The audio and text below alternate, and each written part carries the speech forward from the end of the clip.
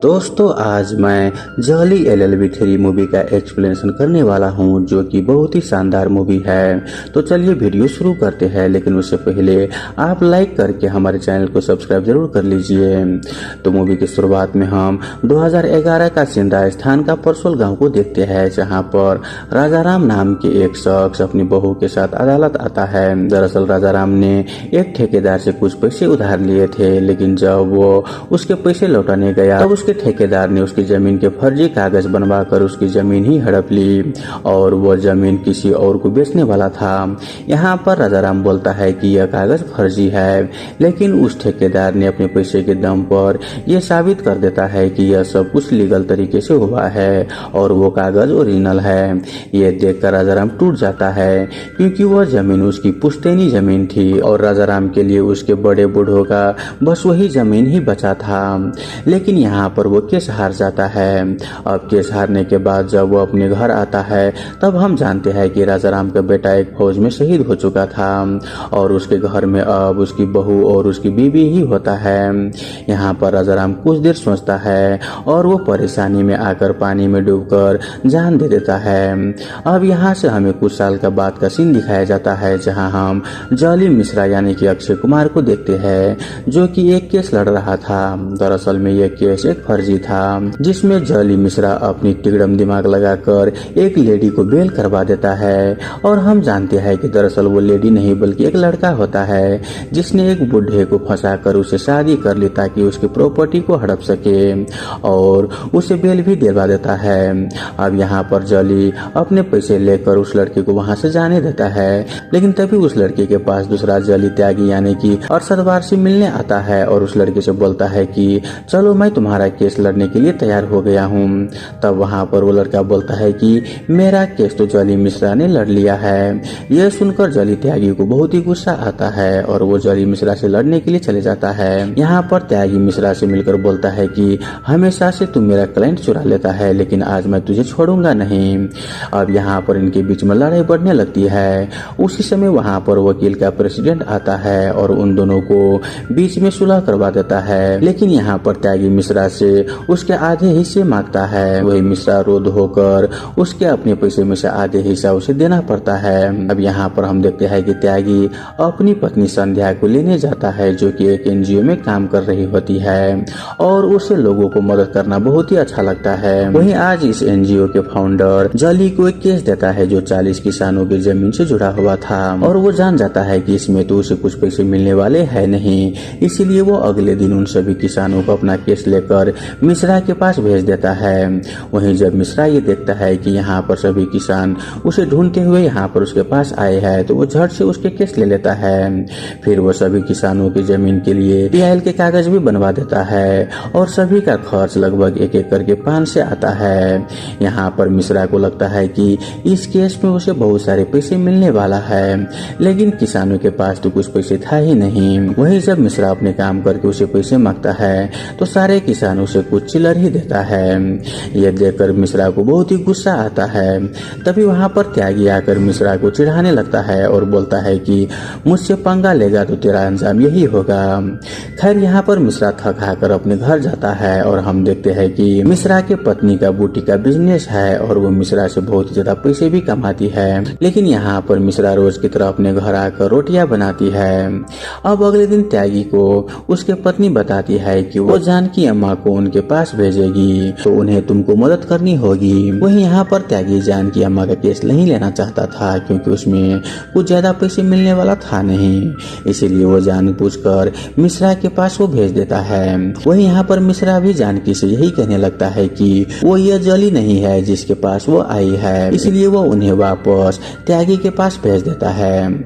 लेकिन यहाँ पर त्यागी तो उसका केस लेना ही नहीं चाहता था, तो जानकी अम्मा यहाँ पर त्यागी के घर के बाहर जाकर बैठ जाती है, जो कि मिश्रा ने ही ऐसा करने के लिए उसे बोला था। फिर त्यागी की वाइफ जब देखती है कि जानकी बाहर ही है तो त्यागी पर गुस्सा करने लगती है और वो बोलती है कि तुमने अभी तक जानकी अम्मा का मदद क्यों नहीं किया। यहाँ पर त्यागी बहाना बनाते हुए बोलता है कि जानकी वाला केस बहुत ही गंभीर है और वो पहले की तरह पंगा लेना नहीं चाहता, क्योंकि अब उनकी बेटी भी है और फैमिली भी है। लेकिन यहाँ पर उसकी वाइफ समझाते हुए बोलती है कि तुम्हें ये केस लड़ना ही पड़ेगा, जाएगा, वरना मैं तुमसे बातें नहीं करूंगी। अब ये सुनकर त्यागी को जानकी का केस लेना पड़ता है। अब उसके बाद वो वकालतनामा भरता है और जानकी के साथ कोर्ट पहुंच जाता है। वही हम त्यागी और मिश्रा को आमने सामने देखते हैं। वही यहाँ पर इन दोनों को देखकर जज साहब सुंदरलाल की हालत बहुत ही खराब हो जाती है और वो उन दोनों से बोलता है कि मैं तुम दोनों से हाथ जोड़कर विनती करता हूँ कि आप लोग कोर्ट में मर्यादे में रहेंगे, क्योंकि मैं दिल का मरीज हूँ और मैं नहीं चाहता कि इस बार भी कुछ लफड़ा हो। अब यहाँ पर कोर्ट की सुनवाई होती है और हमें मालूम चलता है कि त्यागी जानकी का केस लड़ रहा होता है, तो वहीं जॉली मिश्रा जानकी के खिलाफ लड़ रहा था।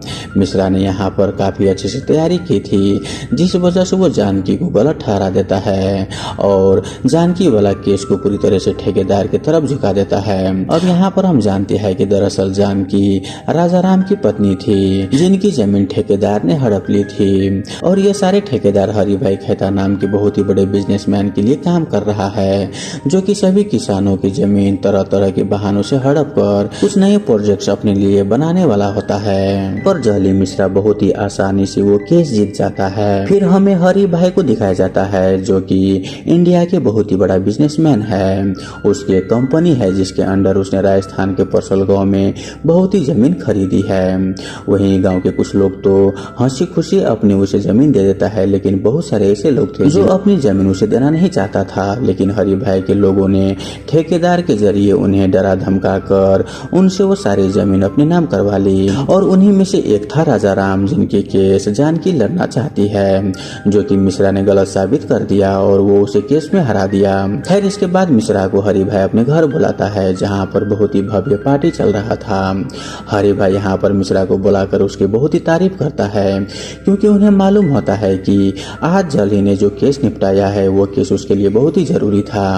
असल में उन्होंने मिश्रा को इसलिए हायर किया था क्योंकि छोटा मोटा वकील इस केस को बहुत ही आसानी से दबा देगा। अगर वो किसी बड़े वकील को हायर करता तो यह खबर मीडिया तक पहुंच जाती। यहाँ पर मिश्रा हरि भाई से बोलता है कि मेरे घर में बच्चे की फीस भरनी है, इसलिए मुझे मेरी फीस दे दीजिए, जो कि लगभग 25,000 का है। लेकिन मिश्रा यहाँ पर लालच में आकर बोलता है कि फीस मेरे 50,000 का है। यह सुनकर हरि भाई उसे तुरंत ही पैसा दे देता है और बोलता है कि अब से तुम सिर्फ मेरे लिए काम करोगे और मैं तुम्हें रोज 50,000 दूंगा। यह सुनकर जॉली मिश्रा बहुत ही खुश हो जाता है। वहीं जब मिश्रा अपने घर आता है तो वहाँ पर वो देखता है कि घर के बाहर जानकी बैठी हुई है। यहाँ पर उसे समझ नहीं आ रहा था कि आखिर जानकी यहाँ पर क्यों आई है, और हम जानते हैं कि जानकी दरअसल जॉली मिश्रा को अपनी कहानी बताने के लिए आई थी और यहाँ पर वो मिश्रा को बताती है कि हरि भाई बहुत ही बुरे आदमी है। जब उसके पति राजा राम की मौत हुई तब हरि भाई बीकानेर टू बस्टिन प्रोजेक्ट के लिए परसों आया था। हरि भाई को मालूम था कि उसने बहुत ही बड़ी गलती कर दी है और उसी गलती की वजह से राजा राम की मौत हुई है, इसीलिए वो कंडोलेंस देने के लिए वहाँ पर आया और उसने जानकी को 10 लाख का चेक दिया। लेकिन यहाँ पर जानकी ने वो चेक फाड़कर उसके मुंह में फेंक दिया और बोला कि जो जमीन तुमने मुझसे छीनी है वो हमारे लिए बहुत ही कीमती है, मैं तुमसे वो जमीन हर हाल में लेकर रहूंगा। यहाँ सभी के सामने जानकी ने उसके मुंह पर चेक फाड़कर उसकी बेइज्जती की थी। यह बात हरि भाई को बहुत ही बुरा लगा और तब से वो जानकी को सबक सिखाने लगा। अगले दिन उसने अखबार में ये छपवा दिया कि राजा राम और उसकी बहू के आपस में चक्कर था, इसी वजह से राजा राम ने सुसाइड कर लिया। इसमें हरि भाई की कंपनी का कोई संबंध नहीं है। वहीं जब ये बात राजा राम की बहू को मालूम चला तो उसने बदनामी के डर से उन्होंने भी आत्महत्या कर ली। यह सब देखकर जानकी अंदर से टूट चुकी थी, लेकिन उन्होंने अपनी हिम्मत नहीं हारी और वो हर हाल में हरि भाई से बदला लेना चाहती थी। अब यहाँ पर जानकी की बात सुनकर मिश्रा को बहुत ही बुरा लगा और वो समझ गया था कि हरि भाई सच में बहुत ही बेईमान आदमी है। इसलिए वो नेक्स्ट डे को हरि भाई के पास जाता है और उनसे बोलता है कि तुमने तो मुझे पूरा सच बताया ही नहीं। लेकिन यहाँ पर हरि भाई उसे खरीदना चाहता था। उसने उसके लिए एक बहुत ही बड़ा डील ऑफर किया और वहाँ पर वो मिश्रा को बताया कि बताओ तुम्हारे लिए मैं कितने लाख का चेक काटूं, तू बस उस केस को दबा दे। लेकिन यहाँ पर मिश्रा बोलती है कि मुझे तुम्हारी आधी संपत्ति चाहिए, क्योंकि जानकी के पास केवल 2 ही बकरी थी। एक बकरी उसने त्यागी को दे दी और एक मुझे, इसलिए जानकी की बराबरी करना है तो आधी संपत्ति दे दो, मैं आपकी साइड हो जाऊंगा। यह सब सुनने के बाद हरि भाई बहुत ही अच्छे से यहाँ पर समझ जाता है कि मिश्रा अब रुकने वाला नहीं है, इसीलिए वो तुरंत ही अपने खास वकील जो बड़े बड़े केस को लेता था और जिसका नाम होता है विक्रम, वो उसे बुलाता है। वही यहाँ पर मिश्रा भी जानकी से मिलकर उसे माफी मांगने के लिए आता है, लेकिन यहाँ पर त्यागी को मिश्रा पर भरोसा नहीं था और वो जानकी से बोलता है कि इसमें जरूर ही इनकी कोई चाल होगी, इसलिए हमें सावधान रहना होगा, हम इस पर भरोसा नहीं कर सकते। लेकिन जानकी बोलती है कि हरि भाई को अगर हराना है तो मुझे तुम दोनों के साथ चाहिए, जिसके लिए यहाँ पर दोनों ही जली मान जाते हैं। लेकिन यहाँ पर समस्या एक और थी कि आखिर कोर्ट में वो केस को कौन लड़ेगा। तब यहाँ पर जली त्यागी बताता है कि मैंने इस केस पर बहुत ही अच्छी से रिसर्च की है और मैंने बहुत सारे सबूत को भी इकट्ठा कर रखी है, इसीलिए वही वो केस को लड़ेगा, जिसके लिए यहाँ पर मिश्रा मान जाता है। वहीं उधर हरि भाई ने विक्रम को पूरा केस समझा दिया था। अब यहाँ पर कोर्ट में हम देखते हैं कि ये केस शुरू होता है और यहाँ पर जब जली त्यागी अपने सारे मुद्दे जज साहब के सामने रखता है तो विक्रम यहाँ पर जली त्यागी के ऊपर भारी पड़ने लगता है। साथ ही यहाँ पर जज साहब देखता है कि त्यागी ने अपने फाइल में बहुत सारी गलतियां कर रखी है और यह बात जज साहब को बिल्कुल ही पसंद नहीं आता और वो त्यागी को बहुत ही सुना देता है। यह सुनकर यहाँ पर मिश्रा हंसने लगता है, लेकिन विक्रम इस केस को हरि भाई के पक्ष में ले आता है। यह सब देखकर सुंदरलाल इस केस की अगली तारीख दे देता है। वहीं जब मिश्रा कोर्ट के बाहर त्यागी से मिलता है तब यहाँ पर त्यागी पूछता है कि तू अंदर हंस क्यों रहा था जबकि तू तो मेरी तरफ था। तब ये सुनकर मिश्रा बोलता है कि मैंने तुझसे पहले ही बोला था कि मैं ये केस लड़ूंगा, लेकिन तुमने नहीं माना। वहीं इस बात पर इन दोनों के बीच बहस होने लगती है और बात मारपीट तक पहुंच जाता है और यहाँ पर ये दोनों गुस्से में अपने अपने घर आ जाते हैं। लेकिन यहाँ पर घर में उन दोनों की वाइफ उन्हें अपनी गलतियों के एहसास दिलाते हुए बोलती है कि तुम दोनों को साथ में मिलकर जानकी को न्याय दिलवाना होगा। इसके बाद ये दोनों फिर से दोबारा से मिलते हैं और दोनों एक हो जाते हैं। इसके बाद हमें परसोल गाँव का सीन दिखाया जाता है जहाँ पर हरि भाई के लोग उस पूरे गाँव को खाली करवाने लगते हैं और वो लोग गाँव वाले को सिर्फ 24 घंटे का समय देता है खाली करने के लिए। लेकिन यहाँ पर दोनों जली भी आ जाते हैं। वहीं हरि भाई ने बहुत सारे फोर्सेस को वहाँ पर भेज दिया था ताकि अगर गांव वाले नहीं माने तो उन्हें मारपीट कर सारे गांव को खाली करवा देंगे। वहीं ये बात दोनों जली समझ जाते हैं और वो दोनों गांव वाले से बोलते हैं कि तुम्हें लड़ाई झगड़ा नहीं करना है बल्कि तुम्हें वो सारी चीजों को रिकॉर्डिंग करना है कि किस तरह से हरि भाई के आदमी तुम्हें टॉर्चर कर रहे हैं। वहीं ये सब सुनकर गाँव वाले भी मान जाते हैं। लेकिन यहाँ पर झगड़ा नहीं होने के कारण हरि भाई के लोग वहाँ के डीएम पर ही गोली चलवा देता है, जिससे वहाँ पर अफरा तफरी मचने लगता है और वहाँ पर लड़ाई शुरू हो जाती है। और वहाँ पर हम देखते हैं कि चारों तरफ मारपीट ही चल रही थी। फिर मिश्रा जैसे तैसे सभी लोगों को वहाँ पर बचाता है और इन सब में त्यागी को बहुत ही चोट आता है और उसे हॉस्पिटल में एडमिट करवाना पड़ता है। अब अगले दिन कोर्ट की सुनवाई होती है। यहाँ पर विक्रम जज को बताता है कि उनके पास एक ऐसे स्पेशलिस्ट है जो सारी चीजों को जानते हैं कि आखिर किस जगह पर कैसा विकास हो सकता है। इसलिए वहाँ पर मिलिंद नाम के उस आदमी को बुलाया जाता है जो जज साहब से बोलता है कि उनकी रिसर्च के हिसाब से वहाँ पर उस फैक्ट्री के लिए वो गांव की जमीन ही परफेक्ट है। ये सुनकर वहाँ पर मिश्रा बताता है कि मिलिंद एक सरकारी सलाहकार है जो सिर्फ और सिर्फ हरि भाई की उन जगहों पर ही काम करते हैं जहाँ पर उनको विकास करवाना होता है। पिछले 7 सालों में उसने केवल हरि भाई के लिए काम किया है, जिसके बदले हरि भाई ने उसे 26 करोड़ रुपए दिया है। बहुत सारे रिसर्च करने के बाद मिलिंद जैसे लोग इन सारी जानकारियों को इंपीरियल कंपनी के ठेकेदार को दे देता है और यह ठेकेदार गांव जाकर सारे किसानों को लालच देकर उन्हें डरा धमकाकर उसके सारे जमीन को ठग लेता है। दरअसल यहाँ पर एक तरह से भूमाफिया फैलाया जा रहा है। फिर जली मिश्रा वहाँ पर एक गवाह को पेश करता है और वहीं हम देखते हैं कि तब तक वहाँ पर त्यागी भी घायल अवस्था में आ जाता है और हम देखते हैं कि वो गवाह होता है वहाँ के डीएम, इनके ऊपर गोली हरि भाई के आदमियों ने चलवाया था। यहाँ पर डीएम सभी के सामने सारा सच बताता है कि आखिर हरि भाई ने इन गांव वाले के साथ क्या किया है। वो कैसे कैसे पैसे खिलाकर गरीबों को दबा देता है और उनकी जमीन को हड़प लेता है। तब वहाँ पर जली मिश्रा वो केस जली त्यागी को सौंप देता है। तब वहाँ पर त्यागी बोलता है कि फैक्ट्री के लिए एक जगह की जरूरत होती है जिसके बीच हरि भाई का एक फार्म हाउस आता है। अगर हरि भाई वो अपना फार्म हाउस दे दे तो यह काम पूरा हो सकता है, लेकिन हरि भाई उसे नहीं देता।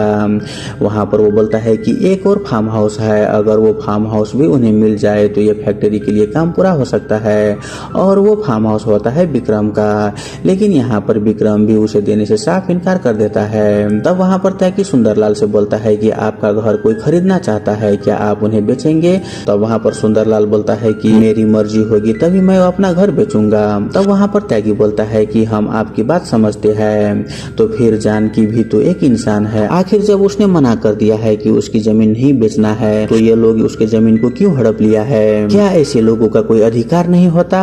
क्या सिर्फ अमीर लोग ही अपनी मर्जी से फैसला ले सकते हैं? यहाँ पर पूरी दलील सुनने के बाद कोर्ट में सब लोग शांत हो जाते हैं। तब यहाँ पर सुंदरलाल अपना फैसला सुनाता है कि हरि भाई ने जिसका भी जमीन हड़पी है वो जमीन उन्हें मुआवजे के साथ वापस करने होंगे, और साथ ही हरि भाई के खिलाफ एक कमेटी बैठाई जाएगी कि आज तक उन्होंने किस किस का जमीन हड़पी है। और इस तरह से हरि भाई वो केस हार जाता है और वहीं दोनों जली के यहाँ पर जीत हो जाती है, और इस तरह से जानकी वो केस जीत लेती है। इस वजह से यहाँ पर दोनों जली बहुत ही खुश होते हैं और ये मूवी यहीं पर खत्म हो जाता है। तो दोस्तों आई होप आपको ये मूवी एक्सप्रेशन वाला वीडियो अच्छा लगा हुआ हो। अगर आपको वीडियो अच्छा लगे तो वीडियो को लाइक करके हमारे यूट्यूब चैनल को सब्सक्राइब जरूर कर लीजिए। धन्यवाद।